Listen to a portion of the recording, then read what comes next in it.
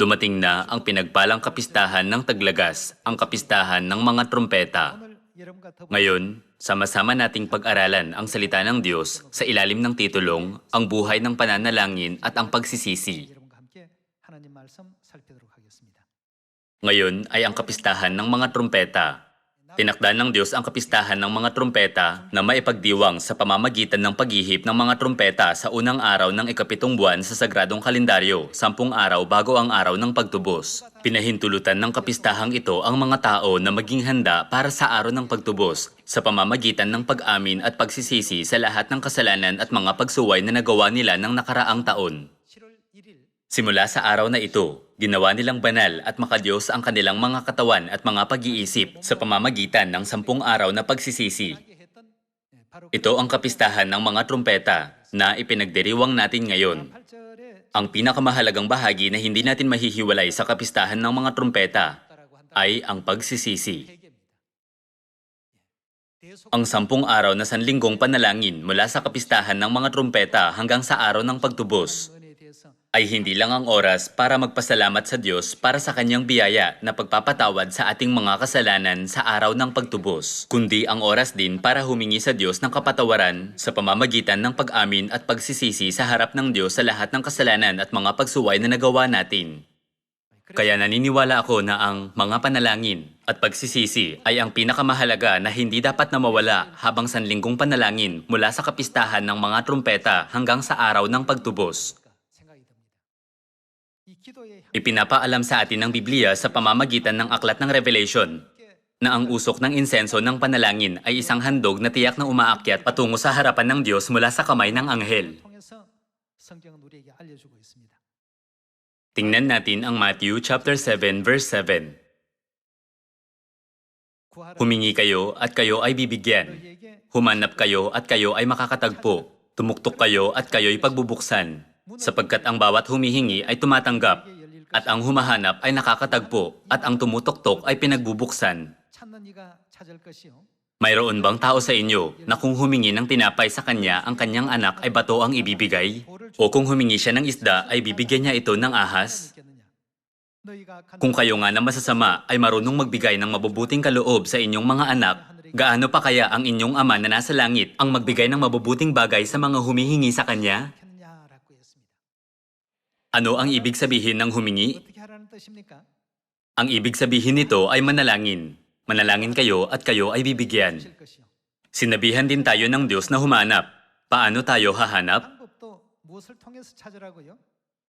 Sinasabihan tayo na humanap sa pamamagitan ng panalangin. Manalangin kayo at kayo ay makakatagpo. Tumuktok, ang ibig sabihin din ng tumuktok ay manalangin. Manalangin kayo at kayo ay pagbubuksan. Sa Matthew chapter 7, ipinaalam sa atin ni Jesucristo na dapat tayong manalangin sa pagsasabi sa atin na humingi, humanap at tumuktok. Ginising niya ang buong sangkatauhan sa kahulugan ng pananalangin. Kung mananalangin kayo, kayo ay makakatagpo, makakatanggap at pagbubuksan. Gayunman, bihirang nananalangin ang mga tao pag mabuti at maayos ang lahat sa mga buhay nila. Ano ang pananalangin para sa ating mga kaluluwa? Ito ay ang paghinga. Ang hindi pananalangin ay pareho sa hindi paghinga. Kung naging tamad tayo sa pananalangin, ito ay nangangahulugang namamatay ang ating mga kaluluwa. Kaya naman, para ipaunawa sa atin ang kahalagahan ng pananalangin, nagbigay si Jesucristo ng halimbawa ng pananalangin mula ng madaling araw. Kumpirmahin natin ito sa Mark chapter 1.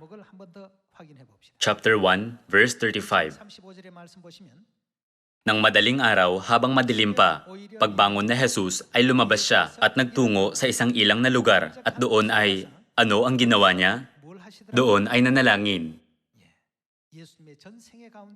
Sa buong buhay niya sa lupang ito, nagbigay si Jesus ng perpektong halimbawa ng pagbangon ng maaga tuwing umaga para manalangin sa isang ilang na lugar nang hindi nakakaligta ng kahit isang araw. Nagbigay siya sa buong sangkatauhan ng halimbawa ng pagpapalakas ng kapangyarihan ng pangangaral sa pamamagitan ng panalangin, ng halimbawa ng pagpapahayag tungkol sa kaharian ng Diyos, at masipag na pangangaral ng balita ng kaligtasan ng buong araw para magligtas ng maraming kaluluwa. 이와 같은 본을 우리 인류에게 본보여 주셨습니다. 자, 여러분, Mga kapatid, 아무런 능력 maaaring tila walang kapangyarihan ang ating panalangin na parang bumubulong tayo sa Diyos ng 5 hanggang 10 minuto. Maaari nating isipin na ang pananalangin ay isang oras lang para ipahayag ang ating mga kahilingan na maaaring hindi kailanman magkatotoo. Gayunman, mali ito. Sa katunayan, may di mabilang na kapangyarihan ang panalangin. 하나님께서 말씀을 주시기를 Kaya naman, sinasabihan tayo ng Diyos na manalangin ng gaano kadalas? Sinasabi ng Diyos na, anuman ang mangyari, magalak kayong lagi. Ano pa ang sinasabi ng Diyos na dapat nating gawin? 항상 Sinasabi rin niyang, manalangin kayong walang patid. 뭘 하라고 했습니까?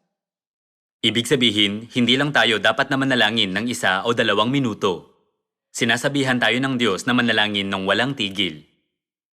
우리 호흡 Kung titigil tayo sa paghinga, maninikip ang dibdib natin at magiging napakasakit nito. Gaya ng masakit ang ating mga pisikal na katawan kung titigil tayo sa paghinga, sasapit din ang kirot sa ating mga kaluluwa kung titigil tayo sa pananalangin. Kaya gaano tayo kadalas dapat na manalangin? Dapat tayong manalangin ng walang patid. 우리가 생각할 Maaari nating isipin na tila walang anumang kapangyarihan ang mga panalangin. Gayunman, nang pumarito si Jesus sa lupa 2,000 taong nakakalipas, binigyan niya tayo ng napakabuting halimbawa tungkol sa panalangin. Tingnan natin kung gaano kadakilang kapangyarihan ng Diyos ang nakapaloob sa panalangin sa pagpunta sa Mark chapter 그 9. 말씀을 한번 찾아봅시다. Mark chapter 9, 17절 verse 말씀 17. 함께 보겠습니다. At isa sa maraming tao ay sumagot sa kanya, Guro, dinala ko sa iyo ang aking anak na lalaki na may isang piping espiritu. 신이 어디서든지 저를 Tuwing siya'y aalihan nito, ibinubuwal siya. 이를 가지고 Nagbububula ang kanyang bibig, nagngangalit ang kanyang mga ngipin at siya'y naninigas. Sinabi ko sa iyong mga alagad na palayasin iyon, ngunit hindi nila magawa. Sumagot siya at sinabi sa kanila, Kayong lahing walang pananampalataya, hanggang kailan pa ako makikisama sa inyo? Hanggang kailan pa ako magtitiis sa inyo? Dalhin ninyo siya sa akin. At dinala nila ang batang lalaki sa kanya. Nang makita siya ng espiritu, agad nitong pinangisay ang bata at siya'y nalugmok sa lupa. At nagpagulong-gulong 떨어져 굴며 거품 na bumubula ang bibig. 예수께서 Tinanong na Jesus ang ama, gaano katagal nang nangyayari ito sa kanya? Sinabi niya, mula pa sa pagkabata, madalas na siya'y inihahagis nito sa apoy at sa tubig upang siya'y puksain. Ngunit kung mayroon kang bagay na magagawa, maawa ka sa amin at tulungan mo kami. Sinabi sa kanya na Jesus, kung kaya mo, 있거든이 무슨 말 ang lahat ng bagay ay maaaring mangyari sa kanya na nananampalataya. 없느니라 하시더라 하고 했습니다. Dapat tayong maniwala sa kapangyarihan ng Diyos. Pag nananalangin tayo, dapat tayong manalangin ng may pananampalataya. Tama? 상황이 돼야 되겠죠. Verse 24. 24절입니다. Agad sumigaw ang ama ng bata na sinasabi, Nananampalataya ako, tulungan mo ang kawalan ko ng pananampalataya. At nang makita ni Jesus na dumarating na sama-samang tumatakbo ang maraming tao, sinaway niya ang masamang espiritu na sinasabi, Ikaw na pipi at binging espiritu, iniuutos ko sa iyo, lumabas ka sa kanya at huwag ka nang papasok muli sa kanya. 하지 말라 하시며 Pagkatapos magsisigaw at lubhang pangisayin ng bata, lumabas ito. 이 경련을 이렇게 하고 나가니 At ang batay naging anyong patay, kaya't marami ang nagsabing siya'y patay na. 말하기를 죽었다 하나 Ngunit hinawakan siya ni Jesus sa kamay at siya'y ibinangon at nagawa niyang tumayo. 집에 들어가심에 제자들이 Nang pumasok siya sa bahay, palihim na tinanong siya ng kanyang mga alagad, 쫓아내지 못하였나이까. Bakit hindi namin iyon napalayas? Sinabi niya sa kanila, ang ganitong uri ay napapalayas lamang sa pamamagitan ng panalangin. 하시니라 하고 했습니다. 이런 Malinaw na ipinaalam sa atin ng Diyos na ang kapangyarihan at awtoridad na gaya nito ay hindi kailanman mangyayari ng walang panalangin. 분명히 알려주셨습니다. Sigurado ako na madalas na nalangin ang mga alagad noong panahong iyon. 많이 했겠죠. Namuhay si Jesus ng isang buhay ng pananalangin. Nananalangin mula madaling araw para sa kaligtasan ng sangkatauhan. 하시는 이와 같은 삶을 사셨습니다. 예. 쉬지 말고 Ito ay gaya ng tinuturo ng Biblia na manalangin ng walang patid. Nang abala ang mga alagad at nang maayos ang lahat, hindi nila naramdaman ang pangangailangan sa pananalangin. 때문에 기도에 대한 어떤 필요성을 못 느끼고. 그러나 Gayunman, nang humarap sila sa mga paghihirap, doon lang sila agarang nanalangin. 어떤 그 정도를 가지고는 이런 Kaya ginawang malinaw ni Jesus sa mga alagad na hindi nila matanggap ang kapangyarihan ng ganito lang. Tinuruan ni Jesus ang mga alagad sinasabing, ang tanging dahilan na wala kayong ganitong uri ng kapangyarihan ay dahil kulang ang panalangin nyo. 기도가 Sa Mark chapter 9, malinaw na sinabi ni Jesus na, Ang ganitong uri ay napapalayas lamang sa pamamagitan ng panalangin. Pinuna niya na hindi nagawang taglayin ng mga alagad ang ganitong kapangyarihan dahil kulang ang panalangin nila. 지적해 주셨습니다. Binibigyan tayo ng Diyos ng kapangyarihan sa pamamagitan ng panalangin. Sa pamamagitan ng mga kapistahan ng taglagas ng taong ito, wag lang tayong manalangin ng nakagawian lang. Iniisip na, kailangan ko lang manalangin dahil kapistahan ito. Sa halip, dapat tayong manalangin sa taong ito sa pagkatok ng ating buong puso, sa paghingi ng ating buong kaluluwa, at sa paghanap ng ating buong lakas. 기도해 보시고 제대로 한번 Pagkatapos, tayo ay pagbubuksan at ang daan ay mahahanap. 열리고 Masasaksihan natin kung magkakatotoo ba o hindi ang ating mga hiningi. 이루어지는지 이루어지지 않는지 말이죠. Kung isasagawa natin ang gawain ng Ebanghelyo ng may pananampalataya, sasabihin natin balang araw, wow, natupad na ang Ebanghelyo at natatag na ng Diyos ang Zion sa Samaria at hanggang sa kaduluduluhang bahagi ng lupa. Sa lahat ng dako, maririnig nating ipinapahayag ng mga miyembro na naabot na natin ang kaduluduluhang bahagi ng lupa. Natupad na natin ang Ebanghelyo hanggang sa kaduluduluhang bahagi ng lupa. Mga kapatid, ang Ebanghelyo ay nasa yugtunan ng pagtatapos sa maraming kontinente. 우리가 더욱 Kaya kailangan nating higit na manalangin ng taimtim para magising tayo sa pamamagitan ng mga kapistahan ng taglagas ng taong ito. 필요합니다. Natapos na ang Ebanghelyo sa Aprika, natupad na rin ang Ebanghelyo kahit sa mga rehiyon ng Europa kung saan mabagal ito noon. Umaasa ako na sa pamamagitan ng ating taimtim na panalangin, makakapagpadala tayo ng ganitong mapagbiyaya at kamanghamanghang balita sa ating makalangit na inang Jerusalem. Dahil sinabi ng Diyos na ang ganitong uri ng kapangyarihan ay mapapalabas lang sa pamamagitan ng panalangin. Pakiusap maniwala sa kapangyarihan ng panalangin. Ang mga ito ay hindi ko mga salita. Hindi ba ipinakilala mismo ni Jesus sa sangkatauhan ang kadakilaan at kapangyarihan ng panalangin sa pamamagitan ng kanyang mga salita na nasa Biblia? 아시지 않습니까? May marami pang ibang pagpapala ng Diyos na nakapaloob sa panalangin. 그 축복이 담겨 있는데요. Kung masipag tayong mananalangin, hindi tayo madadaig ng tukso. 기도는 Matatawag ng panalangin ang kapangyarihan ng Diyos. Matutulungan tayo nito na hindi madaig ng tukso. At pupunuan tayo nito ng karunungan na ikinakukulang natin. 지혜를 Ang lahat ng kamanghamanghang pagpapalang ito ay nakapaloob sa panalangin. Basahin natin ang Matthew chapter 26. Tingnan natin ang verse 40. At lumapit siya sa mga alagad at sila'y kanyang naratnang natutulog. At sinabi niya kay Pedro, sa makatuwid, hindi ninyo kaya makipagpuyat sa akin ng isang oras? 할수 없더냐? Kayo'y maging handa at, ano, 하고 있으라고요. manalangin upang hindi kayo madaig ng tukso. Binigyan tayo ng Diyos ng isang mahalagang espiritual na kagamitang tinatawag na panalangin bilang isang aparatong gagabay sa atin na hindi madaig ng tukso. 이 기구를 우리에게 또 허락해 주셨습니다. 야고보서 1장 Magpatuloy tayo sa James chapter 1. 기도는 또 Binubuksan din ng panalangin ang pinto patungo sa walang hanggang dami ng karunungan. 주시기도 합니다. 야고보서 Tingnan natin ang katuruan ng Diyos sa James chapter 1 verse 5. Ngunit kung ang sinuman sa inyo ay nagkukulang ng karunungan, 하거든. ano ang dapat niyang gawin? 후히 주시지 Humingi siya sa Diyos 아니하시는 하나님께 어떻게 하라고요? na nangangahulugang dapat siyang manalangin sa Diyos 구하라는 것은 na nagbibigay ng sagana sa lahat at hindi nanunumbat at iyon ay ibibigay sa Kanya. 주시리라고 했습니다. Tatanggap tayo ng karunungan ng sagana pag nananalangin tayo para sa karunungan na ikinakukulang natin. Hindi ito pangako mula sa tao, 하나님께 항상 kundi isang pangakong nakasulat sa mga salitang ibinigay ng Diyos. 통해서 허락받으라고 이렇게 일깨워 주셨습니다. Matatawag ng panalangin ang kapangyarihan ng Diyos. Mabibigyan tayo nito ng karunungan, magagabayan tayo nito na hindi madaig ng tukso. 또 Ayon sa Luke chapter 11, 장의 말씀을 보면 mabibigyan din tayo ng panalangin ng kapangyarihan ng Espiritu Santo. 그런데 Sinasabi ng Diyos na papakinggan niya ang mga panalangin ng mga sumusunod sa kanyang mga salita. 기도를 들어주신다고 했습니다. Ipinapaalam din sa atin ng Diyos sa pamamagitan ng Psalm chapter 51 na makakatanggap tayo ng tulong mula sa Kanya kung mananalangin tayo. Hinihiling sa Kanya na tulungan tayong huwag magkasala. Sa panahong ito, namumuhay ng napakaabala ang mga tao.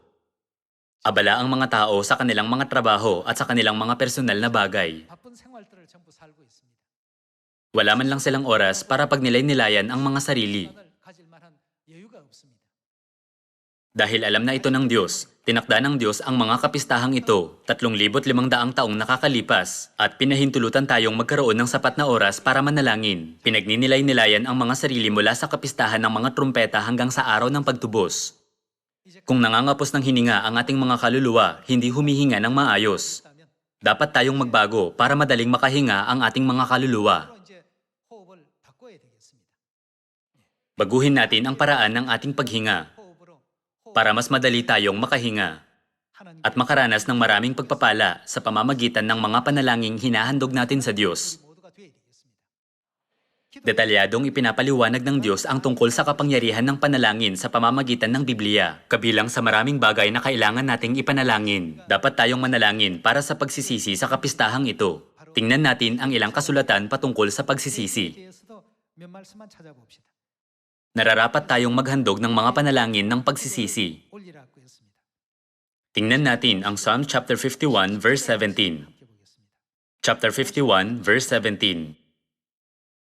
Ang mga hain sa Diyos 제사는 ay bagbag na diwa, 심령이라. isang bagbag at nagsisising puso. 하고 통해하는 O 마음으로 Diyos, ay hindi mo, 어떻게 했다고? 멸시치 hahamakin. 않으시리다고 했습니다. Isang bagbag at nagsisising puso. Sa ibang salita, nangangahulugan ito sa pagsisisi. Sinasabi ng Diyos na hindi niya kailanman hahamakin ang mga hain ng pagsisisi. 멸시하지 않는다고 했습니다. Basahin natin ang Psalm chapter 7 verse 11. 같이 보시겠습니다. Chapter 7 verse 11. Ang Diyos ay hukom na matuwid 재판장이시며 at isang Diyos na araw-araw ay may galit. 하나님이시로다.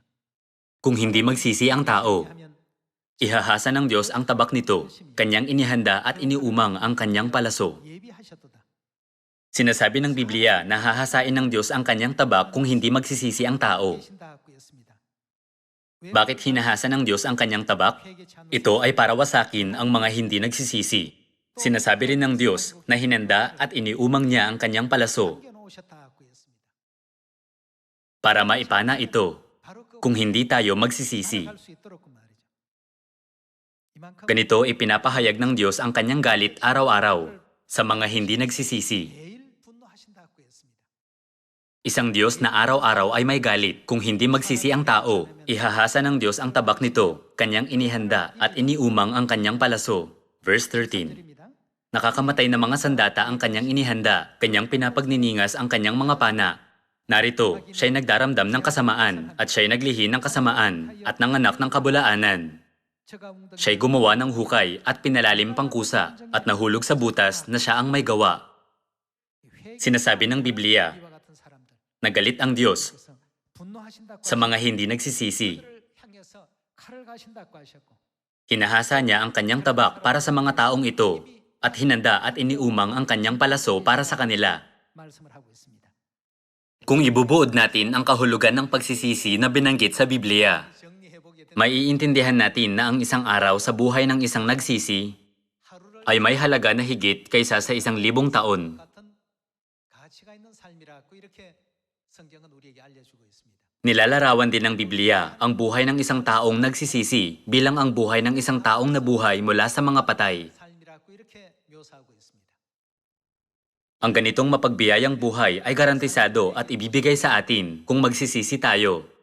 Ito ang dahilan kaya nang pumarito sa Jesus sa lupa. 그 첫 말씀이 Ang unang mensaheng ipinangaral niya sa buong mundo 받으시고 이제 pagkatapos mabautismuhan sa edad na 30 전도를 펼치실 때 ay 하셨던 magsisi. 회개라는 Hindi ba? 가장 먼저 나오지 않았습니까? Magsisi kayo sapagkat malapit na ang kaharian ng langit. Namuhay kayo ng buhay ng mga patay. 죽은 자의 ngayon, 삶이었다면 Mamumuhay kayo ng buhay ng mga buhay. Kaya magsisi kayong lahat. 모두가 회개하시오. Alalahanin natin na ganito kaganda, 아름답고 kamapagbiyaya at kahalaga ang pagsisisi. 의미가 있다는 것을 우리 모두가 또 생각하시면 Isinasa isip ito, lumipat tayo sa Luke chapter 15, verse 11. 보시겠습니다. Sinabi ni Jesus, 가라사대 may isang tao na may 2 anak na lalaki. Sinabi ng nakababata sa kanila sa kanyang ama, Ama, ibigay mo sa akin ang bahagi ng kayamanang nauukol sa akin. 내게 주소서 하는지라 At hinati niya sa kanila ang kanyang pag-aari. 주었더니 Makaraan ang ilang araw, tinipon ng nakababatang anak ang lahat ng kanya 모아 가지고 at naglakbay patungo sa isang malayong lupain at doon nilustay ang kanyang kabuhayan sa maaksayang pamumuhay. Nang magugol na niyang lahat, ay nagkaroon ng matinding taggutom sa lupaing iyon 들어 at siya'y nagsimulang mga ilangan. Kaya't pumaroon siya at sumama sa isa sa mga mamamayan sa lupaing iyon na nagpapunta sa kanya sa kanyang mga bukid upang magpakain ng mga baboy. At siya'y nasasabik na makakain ng mga pinagbalatan na kinakain ng mga baboy. At walang sino mang nagbibigay sa kanya ng anuman. Subalit nang siya'y matauhan ay sinabi niya, "Ilan sa mga upahang lingkod ng aking ama ang may sapat at lumalabis na pagkain, ngunit ako rito'y namamatay sa gutom. Titindig ako at pupunta sa aking ama at aking sasabihin sa kanya, Ama, nagkasala ako laban sa langit at sa iyo. Hindi na ako karapat-dapat na tawaging anak mo. Ituring mo ako na isa sa iyong mga upahang lingkod." Siya'y tumindig at pumunta sa kanyang ama. Subalit habang nasa malayo pa siya, natanaw siya ng kanyang ama. At ito'y awang-awa sa kanya. Ang ama'y tumakbo, niyakap siya at hinagkan. At sinabi ng anak sa kanya, "Ama, nagkasala ako laban sa langit at sa iyo. Hindi na ako karapat-dapat na tawaging anak mo." Subalit sinabi ng ama sa kanyang mga alipin, dalhin ninyo rito ang pinakamagandang kasuotan at isuot ninyo sa kanya. Lagyan ninyo ng singsing ang kanyang daliri at mga sandalyas ang kanyang mga paa. At kunin ninyo ang pinatabang guya at patayin ito. At tayo'y kumain at magdiwang, sapagkat ang anak kong ito ay patay na. Kumusta siya? Ang pinakamabuting gawang isinagawa ng nakababatang anak ay ang pagsisisi. Ang kanyang buhay ng paglulustay, bago magpa siyang magsisi, ay hindi mapagbiyaya sa anumang paraan. Gayunman, hindi ba ibinigay ni Jesus ang talinghagang ito para bigyang diin ang buhay ng alibughang anak pagkatapos ng pagsisisi? Nilarawan na Jesus ang buhay ng anak pagkatapos magsisi bilang isang buhay na patay na, pero muling nabuhay. Mga kapatid, hindi natin maibabalik ang oras. Pero ipinaalam sa atin na Jesus na tanging pagsisisi ang may kapangyarihan na wasakin ang lahat ng ating pagsuway. Dahil may ganitong malalim na kahulugan ang pagsisisi. Kung gayon, ang isang araw sa buhay ng pagsisisi ay may halaga na higit kaysa sa 1,000 taon. Kabilang sa mga namuhay ng ganitong kahalagang buhay ng pagsisisi, tingnan natin ang halimbawa ni Jonah sa Biblia. Jonah chapter 3, verse 1. Ang salita ng Panginoon ay dumating kay Jonas sa ikalawang pagkakataon na nagsasabi, "Bumangon ka, pumaroon ka sa Nineve, sa malaking lungsod na iyon, at ipangaral mo ang pangaral na aking sinabi sa iyo." Sa gayoy bumangon si Jonas at pumunta sa Nineve ayon sa salita ng Panginoon. Ang Nineve ay isang napakalaking lungsod na 3 araw na bagtasin ang luwang. Nagpasimulang pumasok si Jonas sa lungsod na may 1 araw na lakarin ang layo. At siya'y sumigaw, 40 araw pa at ang Nineve ay mawawasak. At ang mga mamamayan ng Nineve ay sumampalataya sa Diyos. Sila'y nagpahayag ng ayuno at nagsuot ng damit sako mula sa pinakadakila sa kanila hanggang sa pinakahamak sa kanila. Nang ang balita ay dumating sa hari ng Nineve, siya'y tumindig sa kanyang trono. Hinubad niya ang kanyang balabal. Nagbalot siya ng damit sako at naupo sa mga abo. Gumawa siya ng pahayag at ipinalathala sa buong Nineve, sa utos ng hari at ng kanyang mga maharlikang tao. Huwag tumikim ng anuman ang tao, ni hayop man, ang bakahan, ni kawan man. Huwag silang kakain, ni iinom man ng tubig, kundi magbalot ng damit sako ang tao at hayop. At dumaing ng taimtim sa Diyos, upang talikuran ng bawat isa ang kanyang masamang lakad at ang karahasan na nasa kanilang mga kamay. Sino ang nakakaalam? Maaaring umatras at magbago ng isip ang Diyos at tumalikod sa kanyang nagniningas na galit upang tayo'y huwag mamatay. Nang makita ng Diyos ang kanilang ginawa, na sila'y humiwalay sa kanilang masamang lakad, nagbago ng isip ang Diyos tungkol sa kasamaan na kanyang sinabing gagawin niya sa kanila at hindi niya iyon ginawa. Pagkatapos marinig ang kalooban ng Diyos, tumungo si Jonah sa Tarshish. Sinusuway ang kalooban ng Diyos dahil natakot siya sa mga taga-Nineve. Bilang resulta, naging marahas ang dagat at nagkaroon ng malakas na unos. Sa huli, nilunok siya ng isang malaking isda. Sa ganitong kritikal na sitwasyon, nang nasa tiyan ng isda, naghandog siya ng isang taus-pusong panalangin ng pagsisisi. Kung tutuusin, para na siyang patay sa tiyan ng isda. Nagsimulang mag-isip si Jonah na, kahit na mawalan ako ng buhay habang nangangaral sa Nineve, walang pagkakaiba sa pagitan ng pagkamatay rito at ng pagkamatay roon. Pagkatapos taos-pusong magsisi ni Jonah ng gaya nito, binago ng Diyos ang buhay ni Jonah na maging isang buhay na may halaga na higit kaysa sa 1,000 taon. 가치 있는 어떤 삶으로 바꿔주셨습니다. Ano ang ginawa ng 120,000 taga-Ninive pagkatapos marinig ang mensaheng ipinangaral ni Jonah? 어떻게 했습니까? 하나님 Pagkatapos marinig ang kalooban ng Diyos na hinatid ni Jonah, ang lahat ng tao mula sa hari hanggang sa pinakabata ay taimtim na nagsisi sa pamamagitan ng pag-aayuno at paghiling sa Diyos na mahabag sa kanila. 모든 그 백성들이 집중을 했습니다. Sa huli, 하나님 hindi ba binawi ng Diyos 내리겠다 ang kasamaan na kanyang sinabing gagawin niya sa mga taga-Ninive? 같은 그 역사가 있지 않았습니까? Sa likod ng mahimalang kasaysayang ito na nasa Biblia, naroon ang nagsisising puso ng isang propeta. 회개하는 마음이 있었습니다. Nagawa ni Jonah 년을 해도 다 할 수 sa ganitong kaiksing panahon na isang araw, 단 하루 만에 ang bagay na hindi magawa kahit sa 1,000 taon. 시간 속에서 다 해버린 것입니다. 올해 Naniniwala ako na maipapangaral ang magandang balita ng walang pagkabigo, paglubos na nagsisi ang lahat ng kapamilya ng Zion, at masipag na nanalangin para sa pagtapos ng ebanghelyo sa buong mundo sa taong ito, habang sanlinggong panalangin simula sa kapistahan ng mga trompeta hanggang sa araw ng pagtubos. Tingnan natin ang mga salita ng Diyos sa Ezekiel chapter 18 verse 30. Dapat nating malaman ng mabuti ang kalooban ng Diyos at kumpirmahin ito sa pamamagitan ng kapistahang ito. Kailangan nating suriin ng tama kung bakit tayo dapat na manalangin at kung bakit tayo dapat na magsisi. 살펴보시는 가운데 Hindi tayo makakapaghanda para sa walang hanggang langit ng walang pagsisisi. 천국으로 가는 Ang pinakaunang dapat na ihanda ng mga nais pumalangit ay ang pagsisisi. Tama? 해야 되겠죠. Tingnan natin ang verse 30. Kaya't hahatulan ko kayo, o sambahayan ni Israel, bawat isa'y ayon sa kanyang mga lakad, sabi ng Panginoong Diyos. Ano ang dapat na gawin? 돌이키고 뭘 Kayo'y magsisi, at lumayo kayo sa lahat ninyong pagsuway. Sa gayoy, ang kasamaan ay hindi magiging inyong 그 kapahamakan. 일을 패망케 아니하리라고 했습니다. Sinabi ng Diyos na, kayo'y magsisi, at lumayo kayo sa lahat ninyong pagsuway. Sa gayoy, ang kasamaan ay hindi magiging inyong kapahamakan. 않을 것이라고 했습니다. Magpatuloy tayo sa verse 31. 봅니다. Inyong iwaksi ang lahat ninyong pagsuway na inyong ginawa laban sa akin, at kayo'y magbagong puso at magbagong diwa. Bakit kayo mamamatay, o sambahayan ni Israel? 여호와가 말하노라 죽는 Sapagkat wala akong kaluguran sa kamatayan ng sinuman, sabi ng Panginoong Diyos, kaya't magsipagbalik loob kayo at mabuhay. Hindi ba pagsisisi ang hinihingi sa atin ng Diyos 자에서 para mailigtas niya tayo at maakay sa kaligtasan? 있습니까?